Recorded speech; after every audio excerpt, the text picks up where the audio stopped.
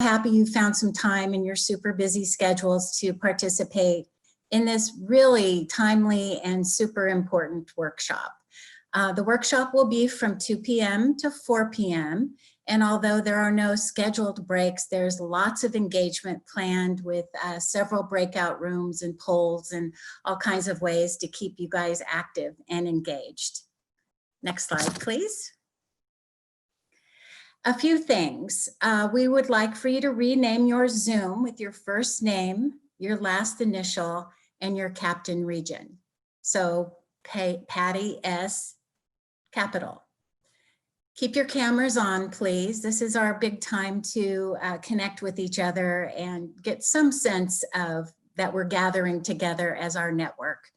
Mute your audio. Remember, this is a meeting, so we can hear everything. Certainly when you have opportunities to speak or be in the breakout rooms, absolutely turn your audio back on. But until then, mute your audio. Be present and engaged. Take advantage of these 2 hours to just be here and listen and think about all the ways that you can implement this really research-based endeavor of e-coaching. And have fun, enjoy this. The presenters are fabulous. The link to the presentation Padlet is on this slide, and it will also be put right now magically in the chat for you to access. And the PowerPoint is in there as well as a lot of other resources and materials. Next slide, please. We are offering CEUs for those of you who actually registered for CEUs during the registration process. And in order for us to be in good standing with those CEU providers, we need to adhere to their guidelines, which means that we really ask you to please remain on Zoom the full number of minutes of this presentation, and there won't be partial credit. We understand there might be some connectivity issues, and we'll look at that and monitor that on our Zoom readout, and we'll connect with you to see what happened. Please keep your camera on with your name to demonstrate your attendance and engagement, and we'll kind of be scanning through there. We want to really be sure to be able to offer you CEUs for all of our professional development, and in order to do that, we need to kind of honor and respect the guidelines that they've asked us to follow. And then one of the other requirements is to complete the evaluation at the end of the presentation. That will be sent to you in an email from the Captain at Marin Schools account, and it will just be feedback, and we want to hear from you because, as you guys know, data is delicious, and we benefit from the feedback that you give us on improving what other professional development opportunities we're going to have for you. And we'll go over those at the end. Thank you. Next slide. So I am just thrilled to introduce Dr. Kelsey Oliver and Amber Fitzgerald, who are colleagues of mine at the UC Davis Mind Institute. Kelsey is a postdoctoral fellow at the Mind Institute and was trained at the UC Santa Barbara Kegel Autism Center. She's a former classroom teacher and a BCBA. And Amber is a project coordinator at the Mind Institute and a former Mod Severe classroom teacher and program specialist. And Amber's also a BCBA. These ladies have really been instrumental in designing our distance coaching models at the Mind Institute, to both prior to COVID-19 as a means to help increase our reach and recruitment into more rural areas of California, but also since the crisis has begun. They have combined coached hundreds of educators and families using high quality e-coaching methods. And they are here today to share their expertise with us so that we can all begin to explore e-coaching both during the COVID-19 crisis and really beyond, because this is a method and a technique that we think you guys will find really useful to reach some of the hard to reach areas, but also to reduce the amount of travel time it takes you to get from school A to school B. So with that, I'd like to hand it over to Kelsey and Amber. Thank you so very much.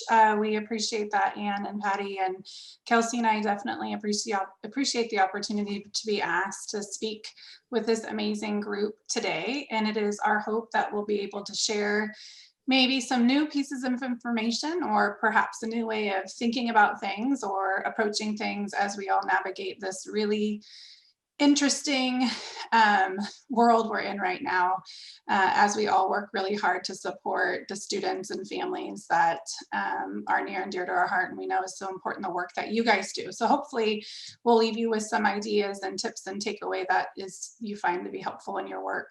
Our goal is to review some of the current research supporting e-coaching. As always, within Captain in our work, we need to make sure that we're constantly utilizing the methods that have been shown to be effective in research and supported in research. So that's something we want to make sure we highlight as well today. We definitely are going to describe some examples of types of e-coaching and some of the application for those of you who have a background in behavior analysis or behavior training. I think it's an important connection between that and behavior skills training and how they definitely partner with one another. And then we're going to look at some of the components that we view to be really important for high quality coaching. So that's what we have planned for today, but we are a large group. So obviously we can't go around one by one and introduce ourselves, or that would be our whole workshop. And you would get nothing else but each other's names and location. But for Kelsey and I, we thought it'd be really helpful just to help us gauge your roles and professions. If we could, Gavin, have you put up the first poll just to share your current role so we have a general idea. So we tried to capture as much as possible with the roles here. So if you could just let us know real quick.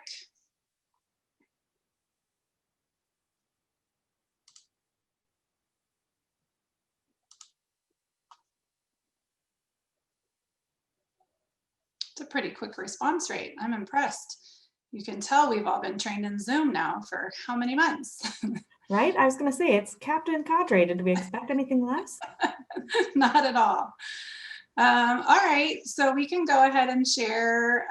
We've almost got everyone. That's 95%, no pressure, but I'm wondering if we can get to, 100%. But Gavin, you can go ahead and share just so we have a sense of those folks who are with us today, probably more for Kelsey and I than you guys. But we have a majority, it looks, of behavior support providers, specialists. Let me share the results with you. Program specialists, some administrators, parent advocate, parent support providers. It's great to have you here as well. And then other, so quite a few of you. I apologize, I didn't capture a category that matched your current role, but this is great. So we have a wide range of individuals joining today, and we're going to do our best to highlight the e-coaching model overall and hopefully highlight the application it has to your work with families and students. I'm going to turn it over to Kelsey, who's going to begin our conversation just really talking about why e-coaching and looking more into the research on it. Yeah, so hopefully at this point we've kind of sold you on the importance of e-coaching, otherwise you might not be here, but we really want to go into why this is so important, not just through the pandemic and trying to support folks through that, but continuing on and reaching other individuals. So this really started with, in light of all of the changes and adaptations that have had to occur based on COVID-19, e-coaching really is more relevant than ever. But like we've been saying, it's such a critical and important tool to have in your toolbox in general, because there are going to be so many applications of this beyond the current state of the pandemic. This started with an executive order that ensured that students with disabilities continued to receive that free appropriate education. And that meant they needed to get the services in any way possible. So this is virtually, online, telephonically, anything, just kind of getting the services to the individuals that needed them. But now we are back to business as usual. Many schools are back in person, or at least a hybrid model. And many folks are still doing virtual learning as well. So there's a lot to figure out. And whether you are teaching or coaching in person or virtually or a combination, there's still so much you have to consider. Student IEP goals and the IDEA and Common Core state standards. So understandably, trying to make sure that the education aligns with all of these things and adopt a whole new pedagogy and a way of teaching and coaching other people is really challenging. So this is leading many folks to look like the picture you see on the screen, where individuals are a bit overwhelmed or maybe have had a wide range of responses and experiences. So we have a poll now just to get an idea of your level of knowledge of e-coaching. So to what extent, to what knowledge do you have on e-coaching or coaching others virtually? So it looks like it's ranging, there's a range, but it's hovering in the middle around some knowledge, between no knowledge and some knowledge. Okay, again, quick response time. This is so great. All right, so we have 94% voted. We have a comment, pretty much self-taught, no formal training. Okay, so some knowledge, but maybe something that you've had to gather on your own. Great. Okay, so yeah, we can see there's a bit of range, but we do have most people exhibiting some knowledge, someone there with a high level of knowledge, that's great. So great, so hopefully we'll be able to provide you with quite a bit of information here then. Did I already share the results? There we go, we saw them. Okay, great. Okay, so you can go to the next slide, Amber. Okay, so for those of you who have done some e-coaching thus far, we are interested just to hear about maybe some of the highs and lows that you've reflected on. So using the chat feature, list up to about 3 words or so that describe your experiences so far. So someone says, getting much better. That's great to hear. Awkward. Yeah, I understand that. Good and bad. Not intimate. Technical difficulties. Woo, that's a huge one, right? For all of us. Lots of black screens. Yeah, I've noticed that. And a lot of the teachers that I've talked to are saying they're teaching to a screen. There's not a lot of engagement there without the video. Exhausting, good and bad. So that's good that you have some good things going on. Ongoing improvement, building relationships virtually. Yeah, that's definitely something that is critical in this process. Tough and limited time. I'm trying to get them all here, but you all answered so quickly. This is great. Attendance issues, learning curve. That's another one. Yeah, how many people just had you know, webinar after webinar after, you know, link after link sent to them during this, and just a bombardment of information on how to do this, right? Distance, a lot of tech issues I'm seeing. Difficulty putting responsibility on parents to follow through. Yeah, that's a huge challenge, especially if parents just, you know, aren't able to provide that kind of support. Easier to keep focused on task. I'm curious about that one, if it's easier for e-coaching to keep focused and on task. Travel time is gone. Yes, there's a perk. So that's definitely a benefit that we see with e-coaching, not just during a pandemic, but in general, to provide more support to more people in less time.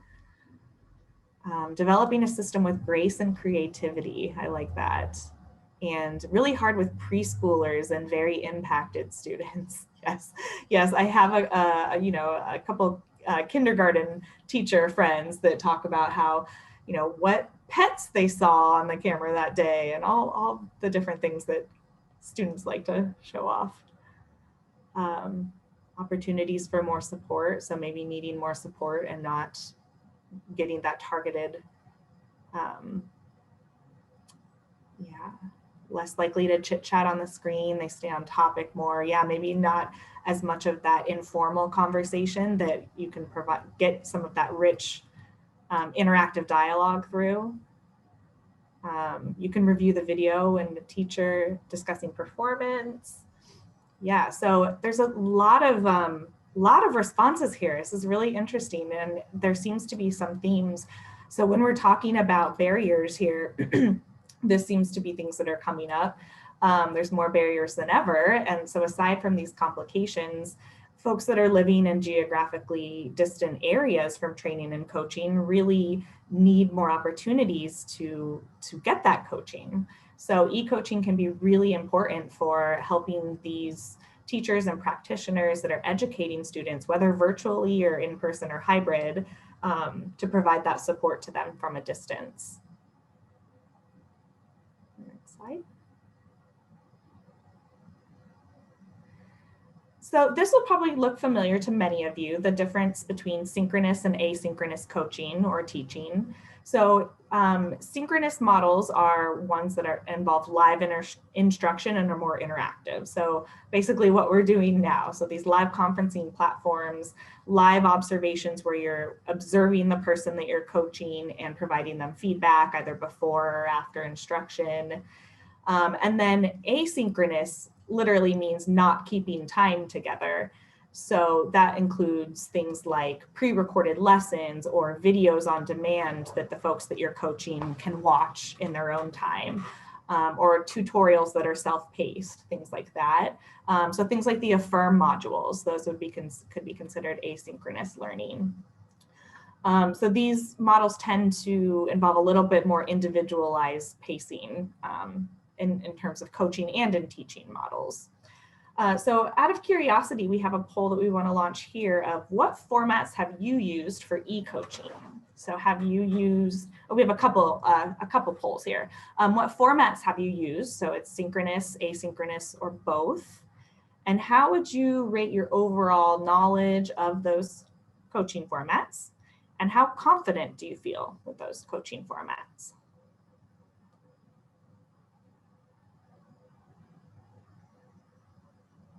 Okay, so quite a few of you have used both formats for e-coaching combination.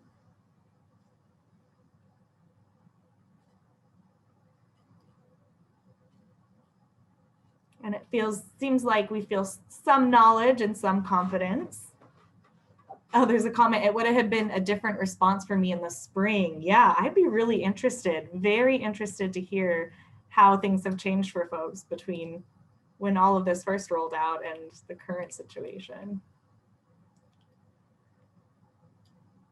Great. So we have 82% voted. I'll leave it open for just a little longer. But the majority of folks, 59%, said they've used both formats, and then 34% have only used synchronous. Oh, the poll went away, someone said. Okay. Well, I will just go ahead and give you a synopsis. So yeah, so 59% have used both types of, here we go, here's sharing, have used both types of e-coaching.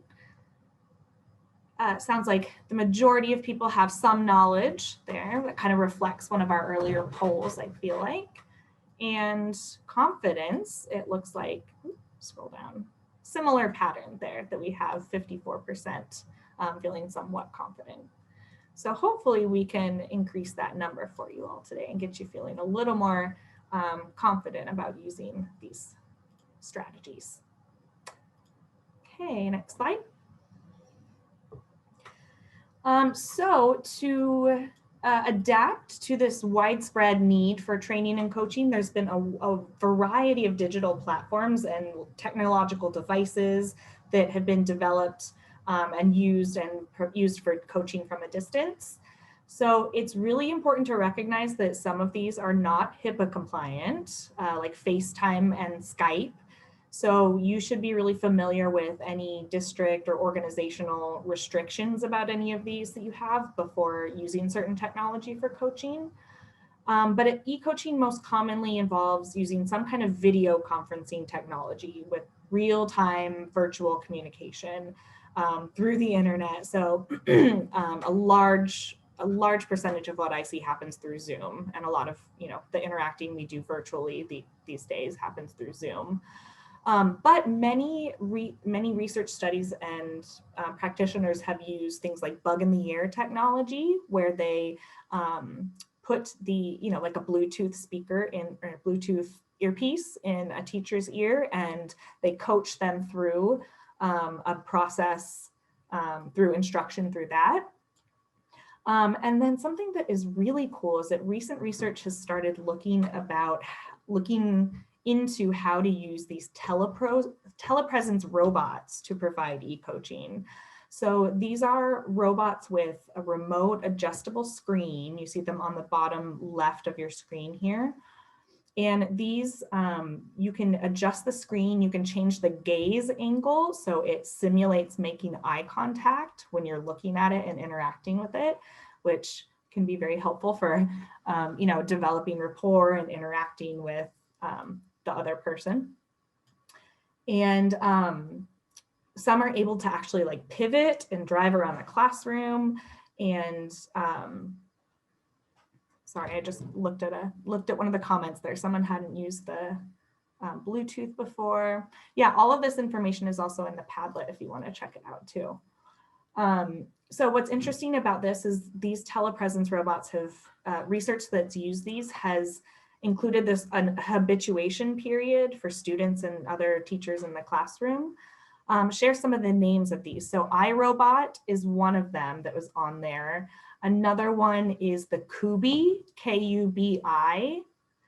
That's a pretty common one as well. And I'll show you a video in just a second of one of those. But it includes like a habituation period where the thing is just in the classroom and present, and everyone can kind of get used to it. And then it just becomes a normal part of instruction. So this video here, it shows the use of robots in higher education. So it's more of just an example to show you how they work and what it looks like in a classroom. But as you watch this, I want you to think about how you could use this type of technology, or what this would look like in the presence of, in the context of the coaching that you do. So Amber, if you stop at around 47 seconds, start.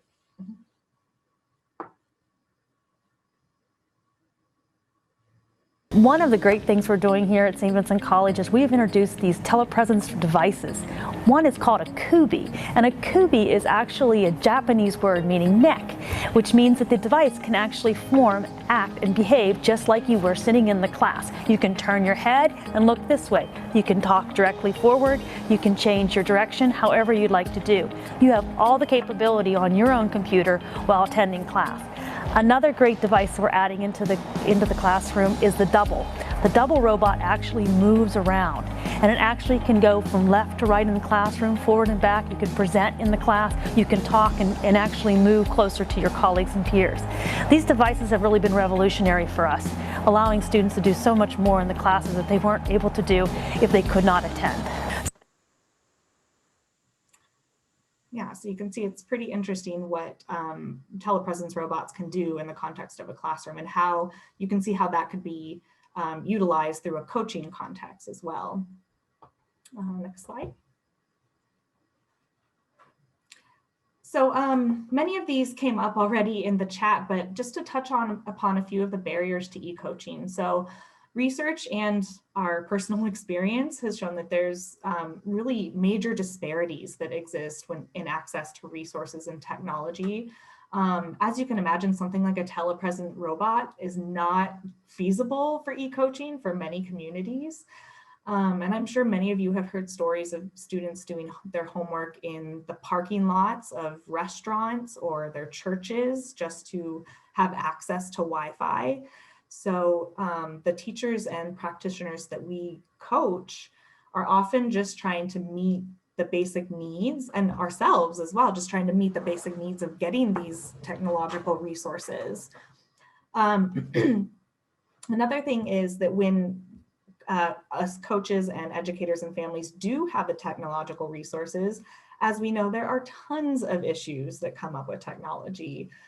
Things like weak and inconsistent Wi-Fi, lack of devices, or as people mentioned in the chat, minimal training on what to do and how to use the devices and the technology.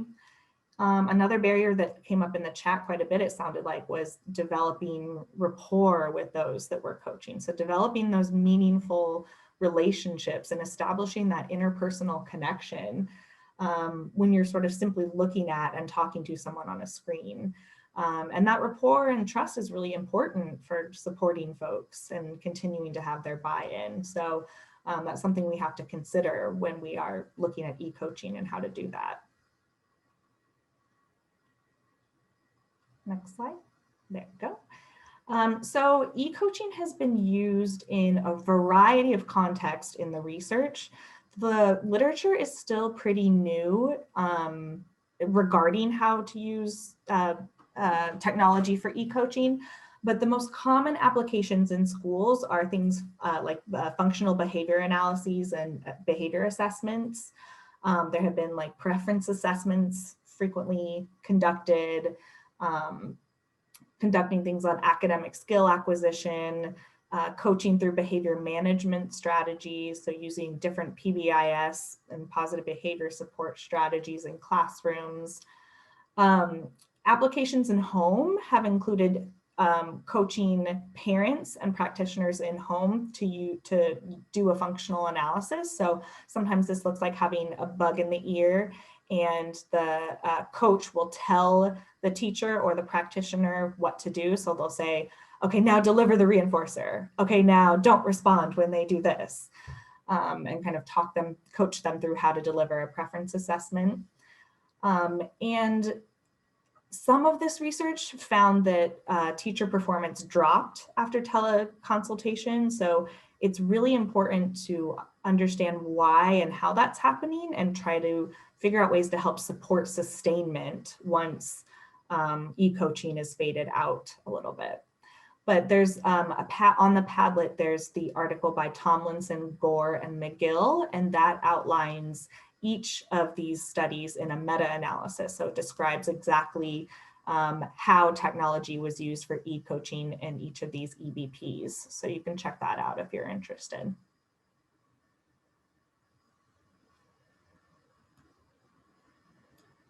Okay, so we're going to give you a little chance to have a little breakout discussion and talk with your peers and colleagues a little bit about your coaching experiences. So what are some of your biggest concerns related to e-coaching, and what do you anticipate being difficult, or what has been difficult thus far? So we'll send And real quick, Kelsey, before Gavin, I know he's going to work to so kindly send everybody into our breakout room, which we appreciate. Just be thinking about the lens of this as you work with the teachers, as you're working on implementation coaching within your current role and capacity, really thinking about hearing the technology that Kelsey shared and the application we know. So coaching in person, right? Versus e-coaching, which is coaching through technology, and what that means for your role in really coaching these teachers with evidence-based practices and supporting your role in supporting the teachers. So what are your biggest concerns when you reflect on this type of coaching right now with the teachers that you support?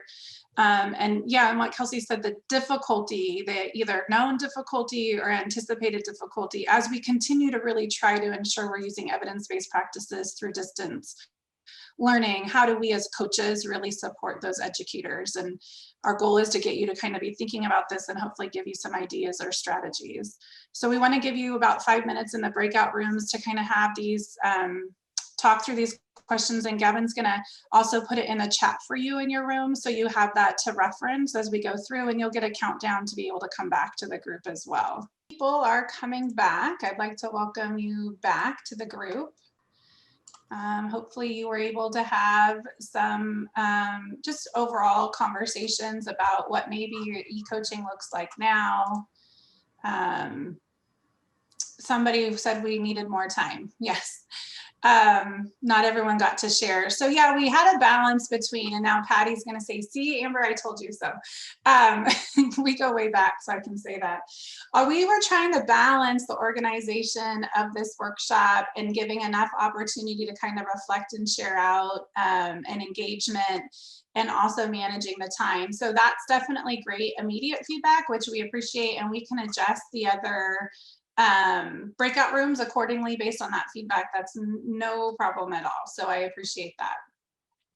So I know we can't hear out from every group, and thinking about, we have so many participants and I'm sure so many different perspectives, but what I heard in my group, and I've heard with other teachers that I have the good fortune to work with around implementation work through distance or technology, is kind of some pros and cons. Doing it live, like, so synchronous, Kelsey talked about asynchronous and synchronous related to coaching. So asynchronous would be if you meet with the teacher out, you're not coaching them live in the moment. You're not kind of reminding them to use a visual or to change their prompt or increase reinforcement, that you're actually providing that feedback to them after the class is over or after an observation, or even a video if they've shown that to you, if they needed help with something. Versus synchronous, some coaches are participating in the classrooms live with the teachers and observe lessons, and then are able to support the teacher and provide feedback in the moment. So it sounds like the group I was in, and I know the folks I've worked with, that has varied depending on your district, your role, and your training. But then when we think about coaching and e-coaching support, those are the things we're really looking at. And so, you know, difficulties has been technology, which we talked about, and also just kind of making a plan of what's most comfortable for the teacher too. I think that's a big piece. Also, some of you are in person. Can I get you to use your little, if you have the hand raise thing on your, I wonder if you have that option. I'm curious how many of you, or you can raise your actual physical hand, are in person in some capacity right now supporting teachers. Just out of curiosity. Some thumbs up, I see hands, okay. So most of us are still just distance, but some of you are going in as person as well. Okay, that's helpful. Yeah, it really is varied, right? We're all kind of trying to navigate this and being presented with really different frameworks to be able to do this work. So my goal and my hope for you for a takeaway when we think about this is, no matter the context in which you're currently coaching, so you're all working extremely hard, double, triple time comparative to, I'm sure, what you were being asked to do before, managing different teachers, different demands, different schedules, hybrid, home, in person, all of the different requirements around social distancing. So really it gets trickier, right? Making that connection with our teachers when we could just walk in a room, observe, have a conversation, meet them after school. That usually lent itself nicely to having these conversations and support. But now when we think about coaching using technology and we're not in person, which is our e-coaching model, there's a couple pieces that, no matter the structure, we know are key ingredients to successful coaching. And I think too, for this group and for us doing implementation work, we really need to think about what this looks like long-term, because I believe a piece of this, a component of this, the takeaway will be in my group, what they talked about. It's sometimes we get easier, quicker access. I don't know how many of you have experienced that, but when we don't have travel time, right, commute time, depending on central site, sometimes I get 15 minutes with the teacher, and I never would have had that chance before because we both pop on, you know, to have a quick conversation. I see some head nodding. So that's a benefit. And I really anticipate in our world of working with such diverse learners and teachers with varying levels of skill sets, we will probably continue to use technology to do coaching and support moving forward, because it is definitely an efficient way to do it. So no matter your model, I guess we want you to be thinking about e-coaching within a framework of what are these key ingredients. So a clear vision by all participants, and those, because you're amazing Captain Cadre, a lot of this will be initial review. So I want you just to think about it as it relates to coaching via technology as opposed to in person. But a clear vision across participants is always critical. Making sure the teacher, the person that you're working with and supporting, is clearly understands your role as an implementation coach and their role as an implementer. And that is a big piece of starting out with success and consistency, with really having these shared expectations. You can do that through a phone call, through a Zoom meeting, in a lot of different ways, really just to ensure that your teacher understands your role when you are in the capacity of a coach, an implementation coach. You probably wear way too many hats to even think about. If you all were to list all the things you do on a daily basis within your district or educational agency. So be thinking about what this looks like when you're in that role of implementation coach. That's what we're thinking about. So if I'm working as your coach, as the teacher, you need to know in that time and I'm in your room or now on Zoom through e-coaching that we're here to talk about implementation of this evidence-based practice. You mentioned having concerns about using visual supports for motivation with your learner at home, and we scheduled this time to talk through what that could look like. Also, effective communication strategies is definitely foundational to any work we do in general, personal and professional, but so critical in our relationships and building partnerships with the teachers that we support. So a coach is a coach intentionally and not a consultant or coming from a place of an expert model. So communication and what type of communication we use really helps set the stage for that partnership with the teachers. And I'm going to spend a little bit of time talking about that. Also a commitment. A key ingredient to successful e-coaching is a commitment to the model. So even though you're doing this through distance, it does not change the overall model, which I'm going to remind us all what that is, how we share information, how we follow up, how we support the teacher. And then obviously data collection. So we use our Fidelity implementation checklist to help guide implementation of evidence-based practice, but we also, as coaches, need to be looking at our implementation as a coach as well. So curious, another poll here, just real quick for my information, how many, when we're thinking about coaching on implementation of evidence-based practices, how many teachers have you been coaching since the start of the school year using e-coaching? So 5 or more teachers, 4, 3, or 2 or fewer.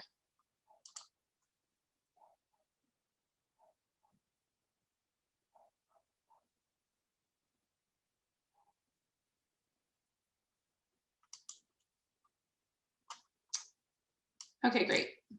So there's a wide range here of responses. Oh, can SLPs count? Yeah, coaching any implementer. Thank you for the clarification. So if you're coaching a provider on implementation of an evidence-based practice, that definitely counts. Just kind of trying to get a gauge of what level of coaching we're all doing right now. All right. So if you want to just see here, so it looks like there's like half of us spread between 5, 4, and 3, and then some of us who are maybe 2 or fewer, or figuring out what this really means, right? What does this mean for us? How do I get started? How do I wrap my head around it? Or if you're like most of us, you have a plan and then all of a sudden your school or district changes the structure of the day or what folks are being asked to do. So now your plan went right out the window and you're kind of trying to start over. So we know the goal within Captain for implementation work is we want to make sure we have our implementers that we're coaching, right? And we're looking at what it looks like implementing evidence-based practices through this distance learning. So I mentioned briefly about communication strategies, and so I wanted to highlight a couple for you. You can definitely take entire courses on this, and if you have a therapist background or psychologist background, you've probably had some coursework, or if you just have a general interest overall in effective communication strategies around motivation and behavior change, maybe you've heard some of this. But for others of us, if it didn't come within your program or training or degrees or credentials, this might be new. For me personally, I came up in working to support individuals with implementation long before there were implementation checklists or Fidelity checklists and tools. And I just so appreciate the evolution of implementation science and implementation work. And I feel though oftentimes the communication strategies are not given enough time, if you will, in the discussion, because you could have the model down and be following the sequence of coaching. But if we're not presenting it in a way that's acceptable to our partners that we're working with, we're not going to see a lot of growth. So I know you had a motivational interviewing workshop through Captain, and Anne's reminding everyone in chat that it's recorded. We also added the recording to the Padlet. We took it from Captain just so you had everything related to what we're talking about in one place. So if you want more information, if it's something that you're interested in, you definitely have great resources to go take a look. So this is more intended to be a highlight to frame kind of some of the things I would encourage you to think about as a coach. So motivational interviewing really looks at this idea of partnership buy-in for the individual to be a part of the behavior change. And really that's what we're asking teachers and other providers to do when they implement new evidence-based practices. So we want to make sure we're collaborative with our partnerships with them. And that means there's joint decision-making. So as a coach, we should never find ourselves in a place where we're telling and directing, but more so providing suggestions and support and problem solving together. Having this acceptance, this unconditional positive regard and empathy is a big component as well. This allows us to acknowledge, and especially right now, you might have a few coaching sessions that you intentionally just spend time talking with your teachers, acknowledging all their hard work. And that's going to go pretty far. Maybe we're going to meet for 30 minutes and you're like, I know you're super busy today. We can meet for 15. I want to just check in and see everything you've been doing and we can set a goal later. Maybe you're going to work at just supporting them in their efforts right now because everything is so overwhelming and teachers are being asked to do so much. But this positive regard is critical to setting up that relationship. And then really giving priority and support for overall well-being, that compassion for what teachers are going through within the classroom. And we really want to evoke change within the individual. So we don't want as implementers, as coaches, to have someone use a visual schedule because Amber said a visual schedule was a really great idea. That's not long-term sustainability, right? That's not helpful to many other students. We want our teachers to understand the power behind the evidence-based strategies so they internalize and personalize the strategy and then can implement it in a manner that meets the standards we'd like it to. So we really want to evoke this personal motivation and buy-in, and we do that through active engagement and decision-making, being partners. So how many of you can raise your hand, nod your head, thumbs up, have heard of the ORS strategies before around communication? A couple of you, one, no. Let's see, it takes me a long time to scroll through all of this. Yes, okay. Thumbs up. I love the thumbs up because they stay there and give me a chance to get to the to get to the screen. So the ORs really are a summary of some best practice effective communication strategies when we look at engagement and empowerment. It could be teachers, it could be parents we're working with. We have a handout, I believe I uploaded on the Padlet. If not, I'll put it on there for ideas. But I am bringing this up as coaching because I think it's remiss if we talk about coaching and e-coaching and we don't also really think about how we talk to others and share information. And so I'm really encouraging you, if this is new information, for you to spend some time reflecting on your own communication style and strategies. And maybe you have strengths in being, being affirming or really reflective listening, but perhaps you don't utilize a lot of open questions. And so you get a lot of, nope, yep, sure, from your teachers. And so if we are working on this active engagement, we can think about using all of these strategies together to really enhance that interaction. So ORS stands for open-ended questions, affirmations, reflective listening, and summarizing. So open-ended questions are just that, right? You invite people to say more. So instead of, did the schedule work well, or did the visual support work well that we talked about, you can get a yes or no, right? Sure, yeah, nah, it wasn't great. And now you're left with this situation where you're kind of working really hard to pull this conversation out. Instead, tell me how it went using the schedule the other day. now I've opened up the communication, same idea behind it, but now I'm asking the teacher to share more information with me so then we can use that information to brainstorm. So how have you been able to use visual supports during distance learning since we last spoke? Tell me about that. Those are good ways just to kind of open it up, and then the teacher is sharing what they've done in a way that they know you're also open to receive it. Affirmations is just really recognizing a person's achievements. I definitely don't recommend you doing this unless you're authentic, because that's going to undermine everything you're working hard to do. So when we use affirmations, that being genuine and authentic in our delivery is critical to these being powerful. So just acknowledging, wow, you have, I hear myself saying this all the time because I am often amazed at the work teachers are putting in. Like, you've put in a ton of work on visuals. Did you just told me you sent 5 different things home to 5 different families? Like, when are you sleeping? Those kind of just acknowledging, right? That's really what's happening. Taking that moment just to acknowledge what you see is really powerful as well. Reflective listening, this is often underutilized, and it really has such great impact on our coaching relationships. So really clarifying and showing that you're listening is helpful, because you want to make sure, yes, that they know you're listening, but also it allows you to check for understanding in case you misheard something. Like, okay, Miss Sally, you just mentioned a couple things with the one kiddo you're working with. You're having a hard time with him staying in the one spot. Mom feels frustrated because she doesn't know how to get him to stay during the class work time. Mom's shared some behavior concerns with you, and it sounds like you want to brainstorm if there's anything we can do to support during that. Right? So now I'm kind of thinking in my head, all right, these are the things that were mentioned. Did I get it right? I heard you. Am I on the right track? And then what are we going to do together in this partnership as your coach to support? Also, right now you might be hearing a lot of things. It's also part of our role to then help. You've mentioned several things. I know we've scheduled 30 minutes. I want to be respectful of your time. Which one of those is the greatest priority for you? So that buy-in, partnership, collaboration, me asking that question tells them very clearly that they're in the driver's seat, and I'm just here to walk alongside them. And how can I do that in a helpful way?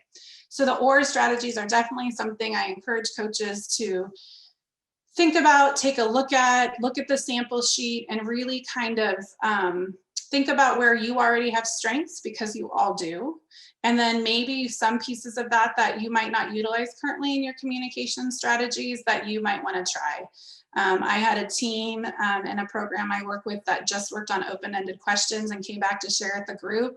And they were amazed at how much some families or teachers shared when they just opened it up in a way that allowed them that opportunity. And so that is in itself a really powerful tool or strategy.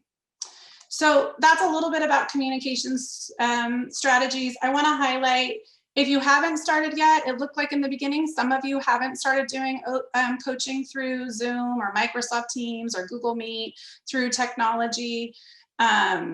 Some of you, it sounds like you've been pretty creative with how you're getting the feedback through text or email to the teacher or Zoom meeting. So I feel like you're all in different spots. Just a reminder, when you decide to start coaching, or if you've started already, but you feel like it's unclear between you and the teacher, maybe it's because we had a little bit of a false start. Maybe we didn't set up, the expectations clearly with the teacher, so they understood your role when you were in their classroom or how you could support them. So we definitely want to have an introduction meeting that we schedule, phone call, Zoom. Just want to check in with you. I'm here to support on implementation of evidence-based practices.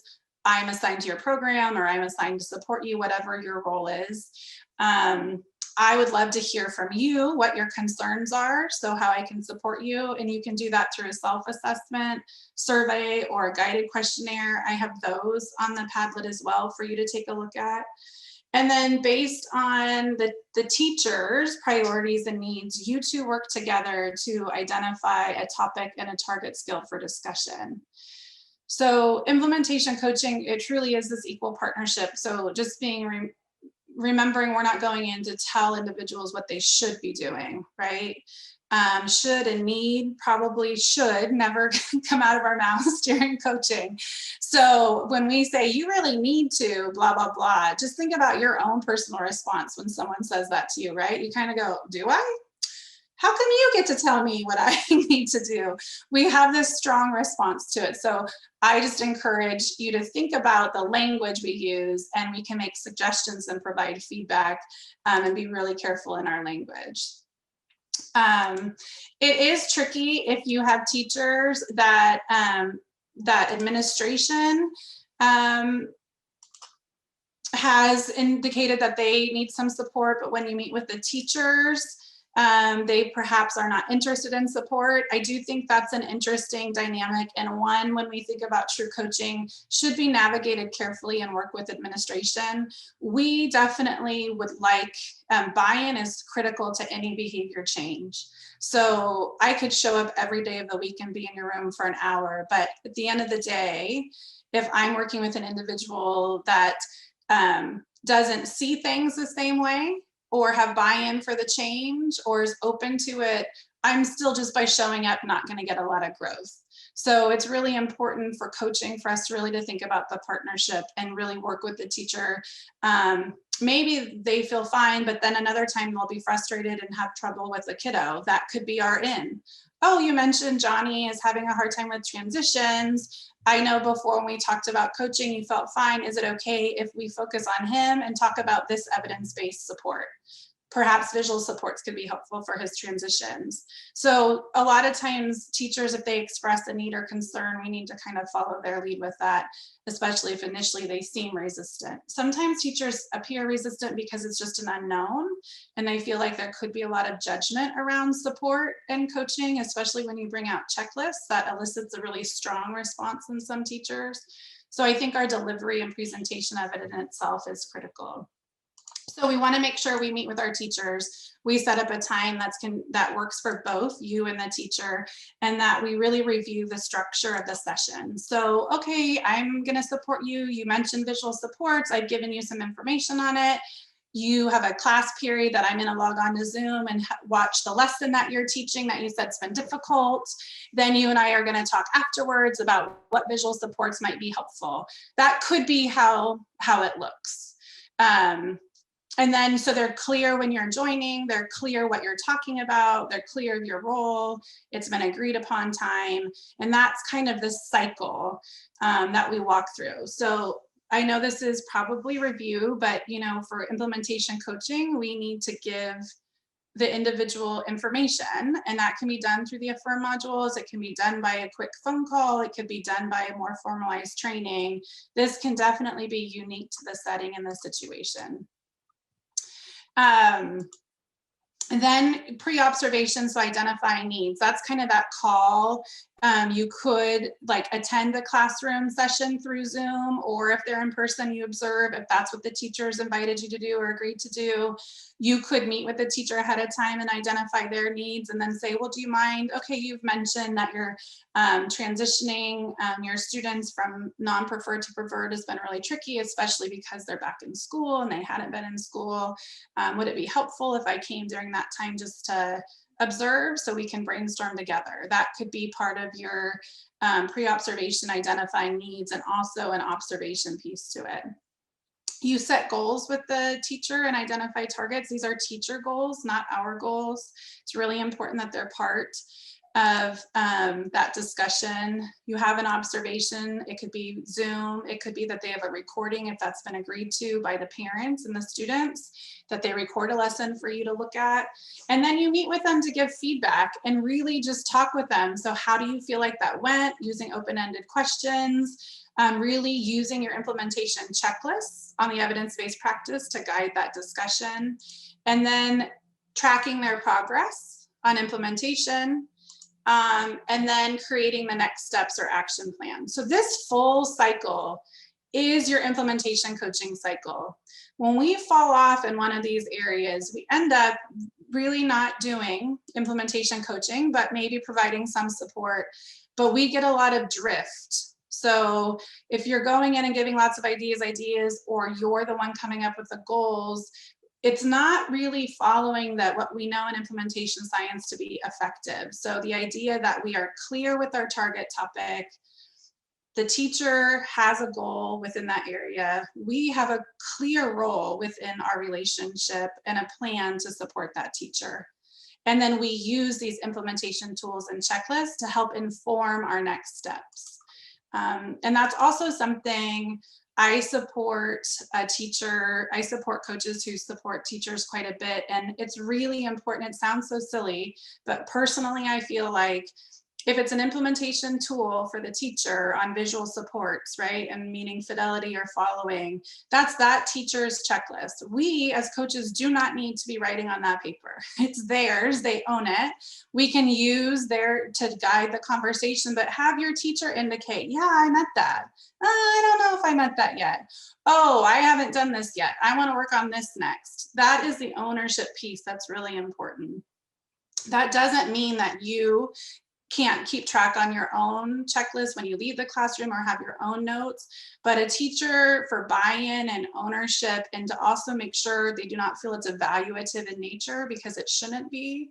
It's really important that they own that tool and checklist and really use it as self-reflection and assessment, the whole intention behind that to help guide their practices. So this is that cycle of coaching that we want to stick with. And follow. And this is the same in person or through e-coaching. We follow the same model. And just a real quick, those of you familiar with behavior skills training, kind of just a real quick connection. It is an evidence-based practice utilized to teach new skills to individuals. And it really, so people call it BST in applied behavior analysis world, because, you know, acronyms everyone loves and it's hard to say things completely in full words. But really, behavior skills training uses the simple model of you get some instruction, someone gives you an example or shows you how to do it, you practice it, and then you get some feedback. So you can see the connection between the coaching model I just went over and behavior skills training. The modeling piece in e-coaching usually comes through video clips. So if you're able to video yourself implementing a strategy, or there's some great videos online of, you know, visual supports being utilized or token systems being utilized, you can show small clips of the evidence-based practice through a video as part of your coaching. So they get some additional information on what that intervention can look like. So we're going to do a little bit of an activity here related to this video. So I have a video sampling of an e-coaching session that I did related to the implementation of classroom pivotal response teaching. So an evidence-based practice. It was through a research project at the Mind Institute. It's actually still an active project, and I've had the good fortune to be a coach for CPRT. We have permission to share the coaching video as part of this study. The teacher that's in this video was kind enough to allow us to show it. So that is something I just always want to make sure people know. I have edited this video, so please don't think this all happens in 8 minutes, but I also didn't want to show a video longer than that amount of time. So I edited this video to capture that cycle I just went through with you, to really highlight what it looks like through e-coaching. So you'll see the video start, and then you'll see across the top information to identify which part of the coaching model is being utilized. So I would like you to see if like the pieces of a coaching model, and then also observe the level of teacher engagement and buy-in to the process.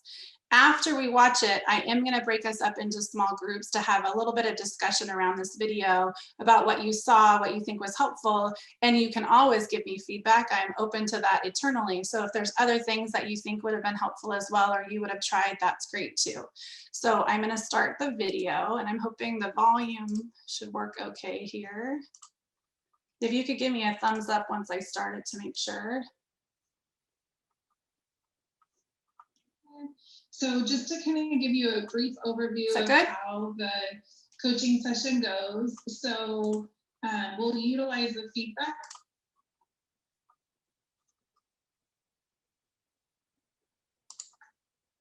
form that we went over in more detail during group consult 2 to kind of reflect on how you feel like the lesson went.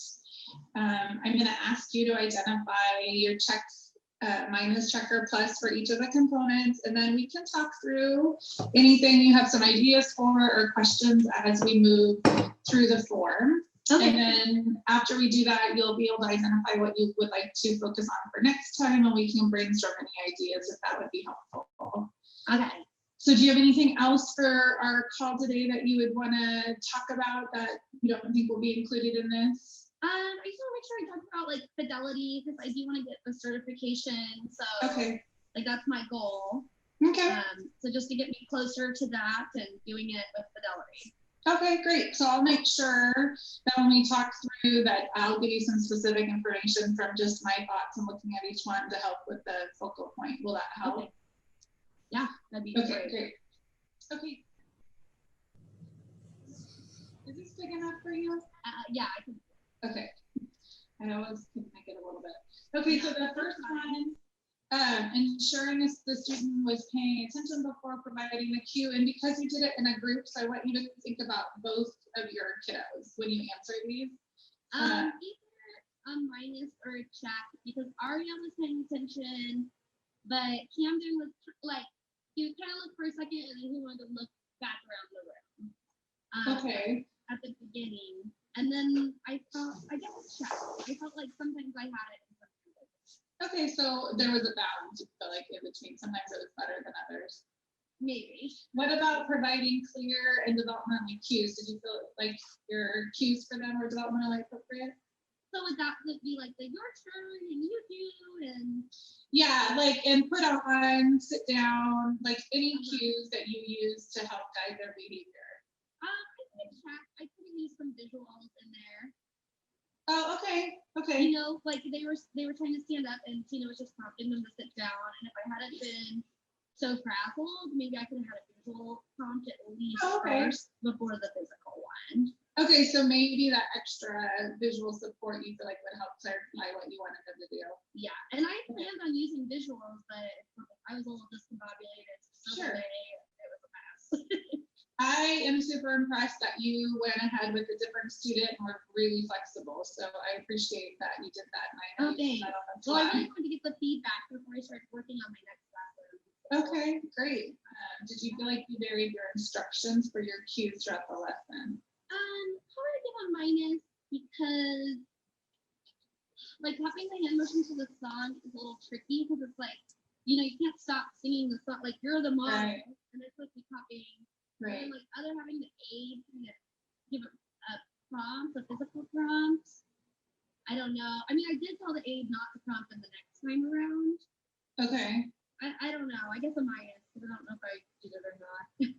What about, so it sounds like for the imitating the songs, it was a little hard. What about for your stringing the beats? Do you feel like you have varied instructions? At least a check. I definitely said like put on and you do and let's put shoes on him. And Yeah, I noticed that as well, that you had several you used for that. So you use this sometimes. So do you feel like your overall score is more of a check? okay, I guess a check.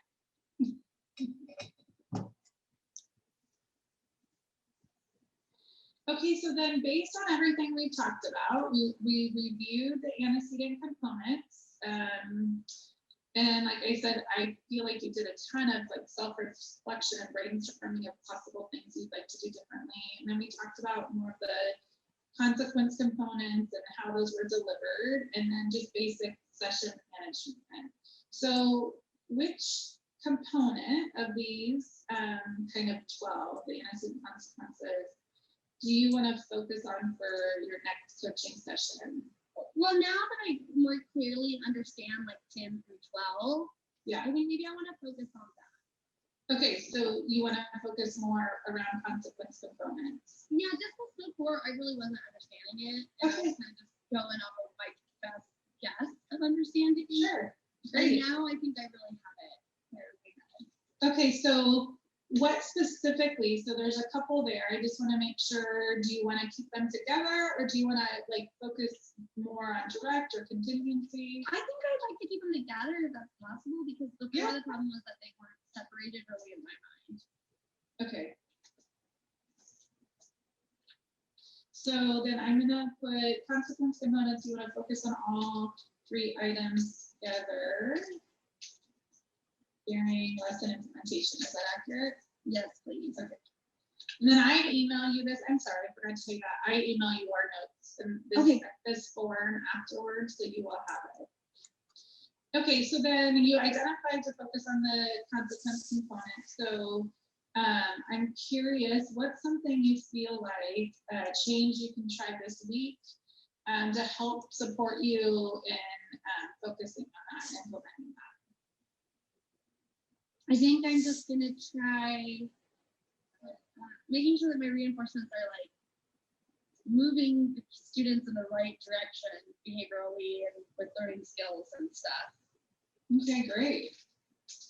And just that awareness, like you talked about, I feel like will make a kind of probably now you have it in your mind and thinking through like, what am I reinforcing for?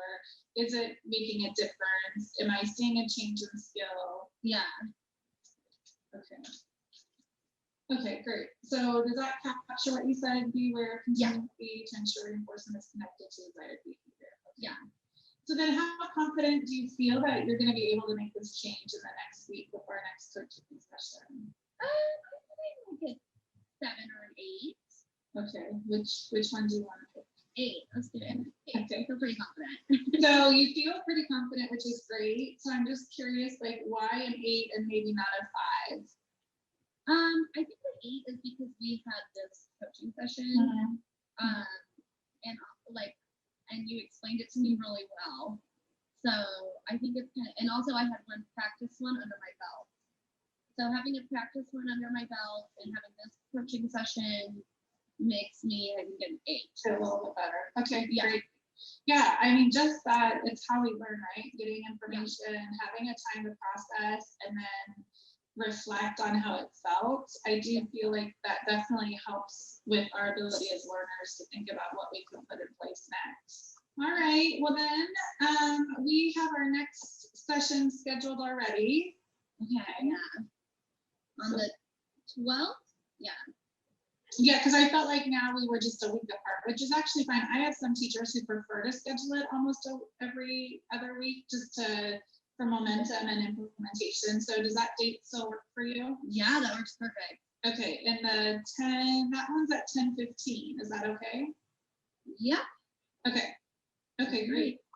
All right, I will talk to you soon. All right, thanks. Okay, bye.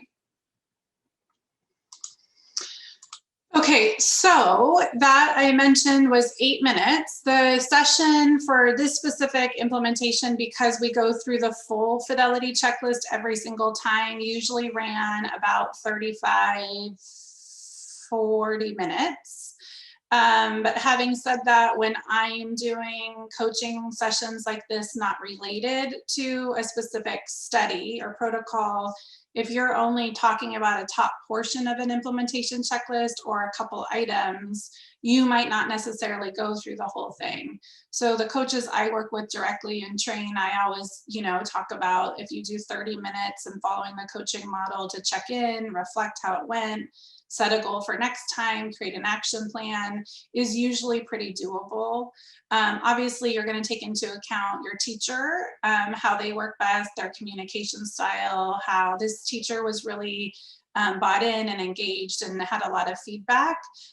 So her sessions usually were about more like 45 minutes, and that seemed to work for her. So then I just planned my time accordingly. Also, e-coaching difference. Hopefully it's helpful to see what it looks like through distance coaching. She was a teacher in a classroom, but I actually observed her synchronously. So I watched through an iPad her teach the lesson before we had this coaching session debrief. So I was recording the notes on the implementation checklist for her to have to help facilitate our conversation. And then that was emailed to her for her to write on or keep her own notes. I have some teachers who would do their own notes on their own too. So that can look a lot of different ways. But one nice thing through Zoom or Google Meet, whatever you're using, sharing a screen and going through to show visually and just capturing the discussion for everyone to see really clarifies the conversation. I think also there was times I would write something down and they're like, no, that's not where I wanted to use it, right? They would catch things that I misunderstood because they saw my notes on the screen as well. So we are going to take some time in breakout rooms to reflect on, you know, a lot of information I feel like I just threw at you in this 30 minutes. And then the video, really, I want us to focus on for the discussion in your group. So how do you feel like this looks, this sample of e-coaching on CPRT that I provided to you, maybe in comparison to the type of support that you're providing now?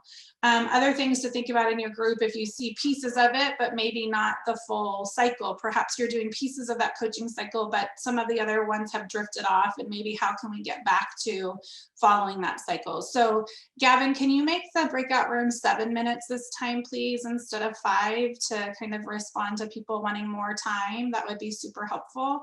And then if I think Gavin's gonna nicely again put the prompt up in your screens in your room so you guys remember what I'm asking you to talk about, and then we'll come back together after that. So I want to welcome you back. I appreciate the conversations I was able to be a part of, and just the time to reflection. Hopefully a little bit more time was helpful for everyone, and that we were able to make that adjustment. I also wanted to say, just as I meant to say this in the beginning, but overall, kind of when we think about trainings too, I don't know if it's noticeable or not, but Kelsey and I put this training together also with the intention, kind of following this overall model. So you get a little bit of information or a topic, an overview, and then we're using videos to show you examples, and then ideally giving you some time to reflect or process on what you've seen. And then we're going to finish today with you setting your own personal implementation goal around e-coaching. So I state that because I think it's in the framework and how I train in general, because it is such a model that is effective and allows us to share information, but also hopefully to take in the information and think about it, how it applies in our own life and our own work. So if you do a lot of trainings of others as part of your work with implementation, I would encourage you to also think about the model in which you train and how you share information with your teachers, and make sure we are kind of walking the walk with the implementation coaching and dissemination of information, and not just kind of a sit and get and content and having an expectation then that's enough for our providers and teachers. So just to kind of plant that seed, I hope you guys had some good discussions. I know one thing that came out in the discussions I was a part of was that you may be doing some coaching, but it doesn't look this structured to the video I showed. Or there's maybe some conversations over Zoom or Google Meet or coaching support, but it's maybe topics all over the place are really responsive to the needs of the teachers at the time. And that's what happens, I think, in general. In a normal circumstance, I definitely know when you're being a help provider, support provider to your teachers, and you're trying to be really responsive to their needs, it's easy to slip into these conversations about kind of immediate questions. You can help me with this, or what should I do about this, and what about this kiddo? And so once again, I'm going to just say this. You wear a lot of hats. You might be a behavior support provider in addition to your coaching work. When you go to coach in the 15 minutes, 30 minutes or time, if you're intentional that time's for coaching, it gives yourself permission to follow what we know to be the coaching model that's effective. As opposed to just providing support. There can be other times of the day you might work with that teacher, talk with the teacher when you are that sounding board or brainstorming a behavior plan. That's great. That's also needed in your role. But when you're doing implementation coaching work with the intention of building capacity, increasing skill sets and confidence of your teachers, it's really important that the time you're putting in, and you're going to get what you hope to get out of it. So we need to commit to the coaching structure and model when we're doing true coaching, and kind of make sure we sit in that space a little bit. And that means just separating out the different hats you wear and what you're doing with that teacher at that time. It doesn't mean you do this and only this. That's not probably realistic for any of you, but when you're doing implementation coaching. And so there's a couple of forms that can help with this. I know Captain, you guys have a bunch on your site. I'm going to highlight a few I like, not going to spend a lot of time on this, but this is what helps us with our structure. And helps us be accountable to the model. So there's coaching forms that can describe our target. So there's implementation coaching fidelity as well as fidelity for the evidence-based practices, right? So we use a visual support implementation checklist for our teachers to implement visual supports. We have one for coaching as well, a fidelity of coaching too. And so Captain has the brief fidelity checklist implementation coaching form on their site and what you're trained on to follow, which covers the parts that you observed mostly in the video, except you didn't see the pre-observation and planning. There's also one I particularly like from the National Implementation Research Network, NERN. It's called General Coaching Look-Fors. It has a little bit more detail around the steps to coaching model for implementation coaching. And then they also have another one that's called Targeted coaching, when you're doing more prompting and hands-on support to teach a skill to a teacher. Those are resources on the Padlet as well for you to take a look at. One is there's nothing magical. Really, the goal here is use an implementation checklist to guide your coaching, to ensure that we're following fidelity and the steps within the coaching model. That's the takeaway. So whatever form or support you use that gets you there, that's great. There's also coaching logs and an implementation action plan I created and shared with you. There's a Captain coaching log and then an action plan around implementation coaching that you might decide to use with a teacher that kind of goes through what's your goal, what's your strengths, what do you need to do to put this in place. And I made this into a fillable PDF that's also on the Padlet. If this is something you like to use or you like some of it, you can edit it. It's for your use, so it's helpful. So use it if it's helpful to you, share it as you would like. So now I'm going to turn it over to Kelsey to kind of go into this next activity for us. Great. Okay, so we wanted to, like Amber said, we wanted to give you an opportunity to take everything that you've learned so far about different coaching strategies and about OARS and motivational interviewing and the coaching cycle, and give you an opportunity to reflect on that and put a plan together and practice using it. So we're going to show you a video. Like Patty mentioned earlier in the year, we had to adapt some of our CPRT, our classroom pivotal response teaching approach to help teachers figure out how to implement it virtually.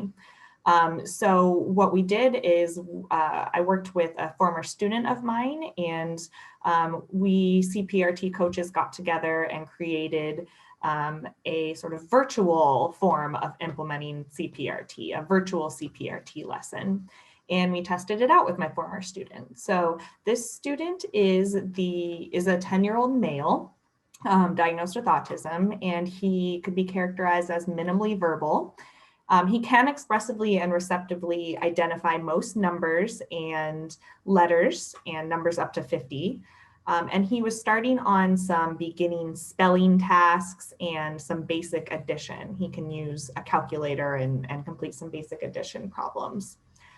He loves cars and Disney movies and animals and dinosaurs, and you can see how that will be relevant and related to the CPRT lesson that I implement. He is fully included in a general education classroom, and he has aid support at a private school. And this young man has received behavioral services, primarily PRT, at home since age 3 and in school since age 5. So this means that his parents and his mom primarily has received a lot of support and coaching herself on how to support him as well. So you'll see in the video that she is there sitting on the side of him, sort of helping to prompt, sort of some attentional prompting if maybe he didn't hear the cue or needs to be redirected to the activity. And that's a big thing we want to think about too. We're going to have you break into a small group activity afterwards and just discuss and think about and reflect on what coaching strategies you would use to support this teacher, aka me, implementing this lesson with my former student. So Amber, if you want to go to the next slide. So on this slide, you'll see that there are captions to explain what I'm doing as I'm breaking down to help break down the CPRT lesson. This also should be noted that this student had never received virtual online instruction before at any point. I had never implemented an online virtual CPRT lesson, so this was new to both of us, just to adapt to the changing demands that the world called for at the time. So be aware that there are some bumps, and we really have to go with the flow and figure out what the student is most interested in at the time and kind of switch up how I do things. So take a look at the video. We're gonna give you a chance to reflect on it and discuss afterwards. So watch Miss Kelsey here implementing CPRT with her student. Oh, there's no sound though, Amber. I'm not hearing sound. Is anyone else? Okay, no sound. We can pull it up again. So Kelsey, just to clarify, you want us to watch this as if we were watching a teacher do a lesson, and then afterwards we'll discuss how we might coach the teacher? Exactly, Patty. Yeah, thank you for clarifying. So pretend that I am a teacher implementing a virtual lesson with this student, and pretend that you are the coach of Miss Kelsey, and your goal is to use the knowledge that you've gained from this webinar so far to figure out how to best coach teacher Kelsey in implementing this lesson. Okay, you all see the main screen with the video, right? Okay, Yes. let's see if there's sound. Hi, you look so happy. Yes, sound. Are you looking at yourself? Oh, oh. You want to see something cool? Watch this. Hi. It's Woody. Woody, that's right. Woody, I'm in Toy Story. You're right. Do you want to play a game? Okay, let's play a game. Ready? I'm going to show you something. Do you want to do reading or math? He's pointing to the car. Oh, perfect. Yeah, On reading side. that's helpful to have you tell me which side he's pointing to. Okay, you want to do car reading. Let's do car reading. Things I like. I like animals. D-O-G. Dog. Here goes the dog.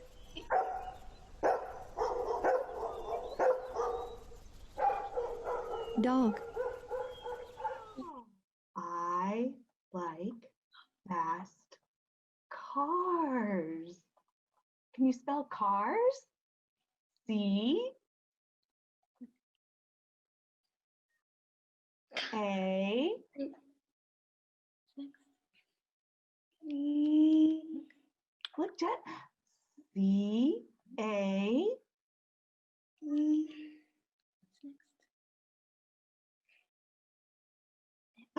Jet, let's spell cars.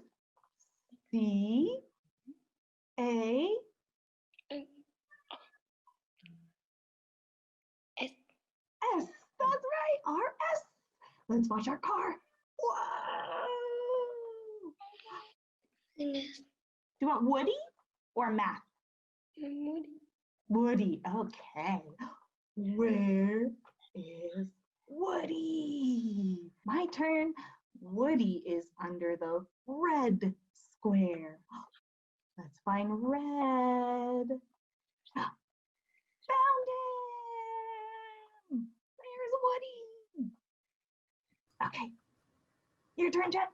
And then here I gave the student control of my screen so he could pick out the blue one. Where's blue? Yeah. Where's the blue? Yeah, you found him. Okay, Jet, let's do another one. Ready? I'll do one. Woody is under blue. B-L-U-E.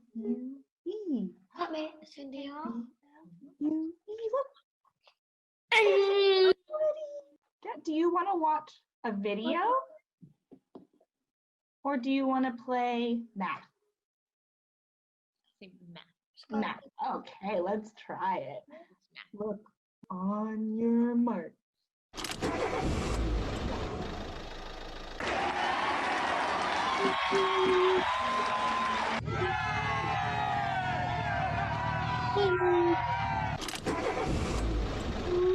Jet, do you want more cars? More cars. Let's do it. Here they go.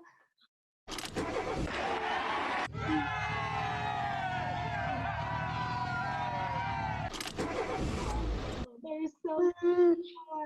Look, I'm gonna push number 5.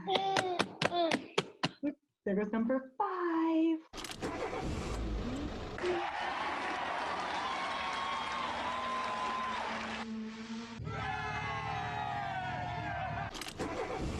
Jet, push number 3. Push number 3. Click on. Good job, you did it.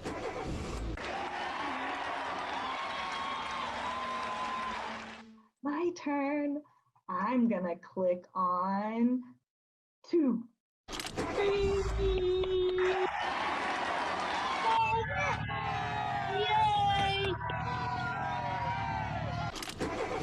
Hey, your turn. Click on 8. I hear you say it. That's great.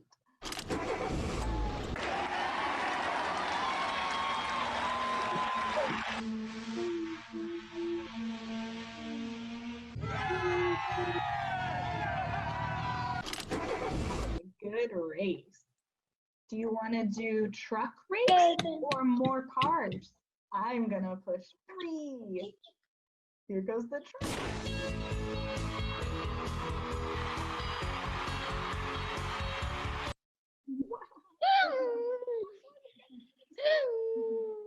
Your turn. Can you do 5?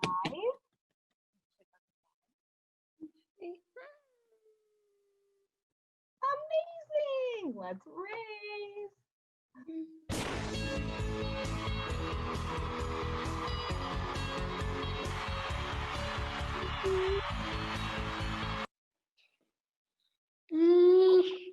Find number 3. You got it. Here goes the race.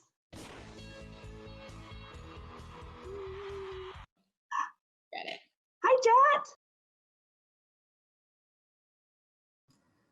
Okay. So I know it was a bit of a longer video, but hopefully it not only gave you an idea of what a virtual CPRT lesson could look like, but it starts getting the juices flowing on how you would coach a teacher through something like that.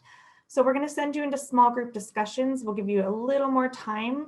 And we just want you to think about what coaching and communication strategies would you use to support this teacher? So what would you say to her? What specific feedback might you give? And how might you coach them to coach the parent? All these things to consider.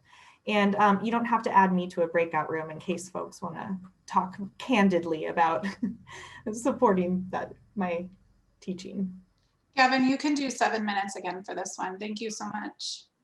Great, that was so great. I could have talked to you all for so much more time in those groups.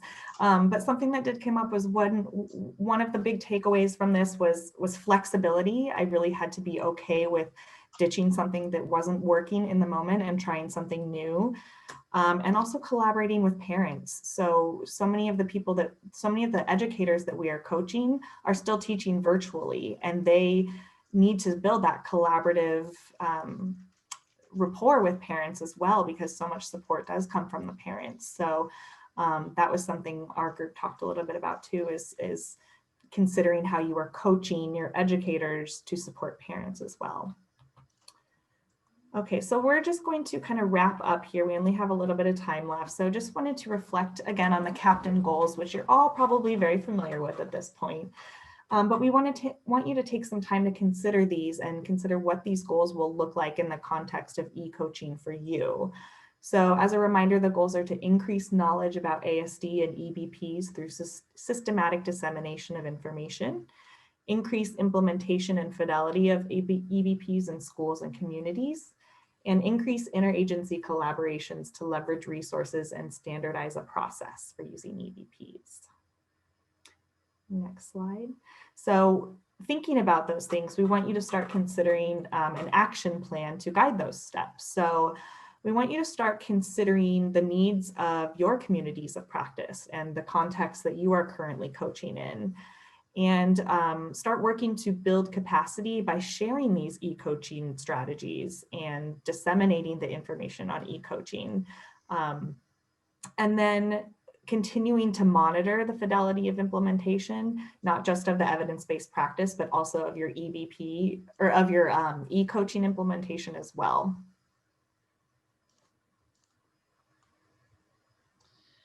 Okay, so kind of as a wrap up, like Kelsey mentioned, trying to take from big picture, you know, reminding us what e-coaching is or talking about it for the first time, thinking about what you're currently doing to support your teachers and providers, and then also really planting the seed that if we've had some drift because of stressful times or different delivery, that we really do our best to kind of reflect and go back to the coaching model that we know will is supportive of long-term implementation for our teachers, and really that goal of building capacity within our programs, sustainability, and increasing the confidence level of our teachers. And so we created an implementation action plan for you all, like we encourage you to do with your teachers. It's on the Padlet. I would ask for you to really take a moment to think about your strengths as you plan for this, what you're already doing well. And then I embedded in here kind of the steps for implementation, identifying, reviewing the coaching model, having interested teachers, determining the structure, and then what resources you might need, what barriers you perceive, and then the level of importance you put on this for your own self. So this plan and thinking through the application is really significant for us to move ahead as coaches, implementation coaches. So we have one quick poll for us to kind of assess, when you think about this model of the e-coaching model and reminding us of what that is, what's your level of confidence?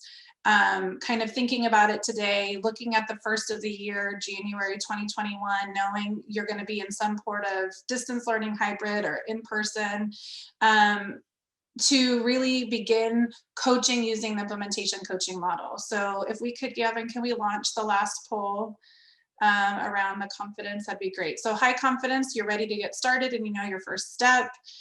3, with kind of a 5 to 1 here. So you have some confidence, you want to review the resources to help you make a plan to get started. And then 1 is low confidence, you're really not sure how to start. And you're going to seek out some additional information and training before you feel comfortable starting.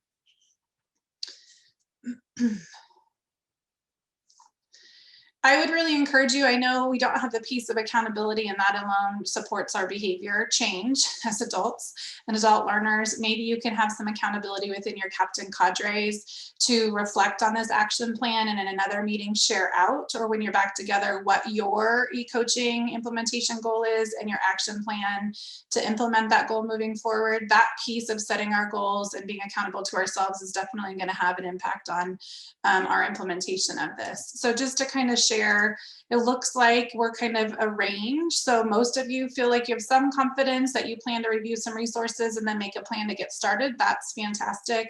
Some are high, some are feeling a little bit unsure still, and hopefully we've provided you with some resources, and you have amazing resources on the Captain website to be able to kind of help further that discussion. I also think it can't be stated enough, the collaboration you have within your captain cadre is so significant and important just for the work that you're doing, to be able to come together and to talk with one another, brainstorm, share successes, identify barriers, but not just identify them, make a plan to overcome those barriers is really a huge piece of captain success. And really the work that you all do. So I really would encourage you to continue kind of these questions in a future meeting or time together around how can you share this information with others? How can you use this information and other information you have from your own experiences to really provide support and encouragement to the teachers and providers that you're working with? I would love to hear additional conversations that you guys might have outside of this to really talk about how we don't need to lose implementation coaching and our coaching model just because we're in distance and we're connected in Zoom and all these other technologies, that it is a definite feasible platform, and we have the ability to still do implementation work even though we're doing it through technology. So I definitely just want to encourage you to to continue that discussion in these collaborative groups that you have. And hopefully our time together, I know another 2 hours on Zoom at the end of your day is in itself probably not a great setup or antecedent for your attending behavior, but you guys have been amazing. The turnout and the participation and just kind of seeing your comments and threads in the chat has been really, as a presenter, and I don't know, Kelsey too, if you wanted to share, but has been really supportive in nature, and your feedback has been definitely appreciated. So I hope our overview of e-coaching, the review of the model, some examples of what that could look like, and some video examples of, you know, what it looks like in practice, and then idea to make a plan that you all have found helpful and useful, even if it's in a small way today. So Kelsey, I don't know if there's anything you want to add. No, I echo exactly what you say, Amber. It's so great to see the enthusiasm. And I think that we learned so much from you all, maybe just as much, if not more than you learned from us. So it's so great to have this community of you all. I also wanted to mention that on that video that we went over of me doing the CPRT lesson, that and a whole webinar on implementing CPRT virtually is also available on classroomprt.org. Which I'll put in the chat, and I can also add it to the Padlet too. It's just another free resource that you can get some examples of how to implement an EVP online and think about how to coach people doing that. So thank you all again. It was so wonderful. These were such great discussions, and I think so grateful to have you all here. Thanks for having us. Everyone have a wonderful rest of your day.